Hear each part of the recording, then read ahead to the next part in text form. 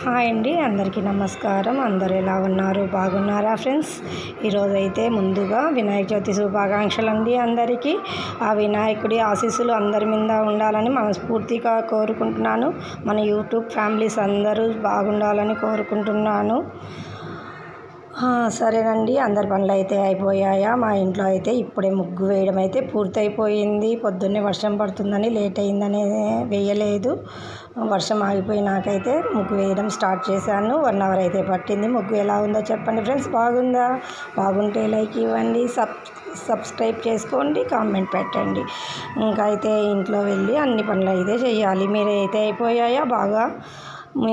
ఇంకా పనులు అయితే స్టార్ట్ చేశారా మీరందరూ? మీ ముగ్గులు వేయడము అందుకు అయిపోయిందా?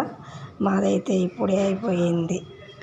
సరే అండి, ఇంకా బయట అయితే అంతా అయిపోయింది. గడపకు పసుపు కుంకుమ అంతా పెట్టేశాను. ఇంకైతే తులసమ్మ కూడా పెట్టేశాను. అంతా బయట పని అంతా అయిపోయింది. ఇంకా ఇంట్లో పని అంతా మొదలు పెట్టుకోవాలి. ఎలా ఉంది? బాగుందా ఫ్రెండ్స్? అందరికీ మళ్ళా చెప్తున్నాను, వినాయక చవితి శుభాకాంక్షలు అండి అందరికీ. మా ఇంటి దగ్గర అయితే వీడియో తీయడానికి గునుక కుదరలేదు. బైక్లు అయితే బుయ్యి అని తిరుగుతూనే ఉన్నాయి. ఈ పక్క ఆ పక్క అయితే వినాయకులను పెట్టేశారు పోనీకోకుండా. అందుకే ఈ వీడియో చేయాలన్నా ఒక టైం పట్టింది నాకు.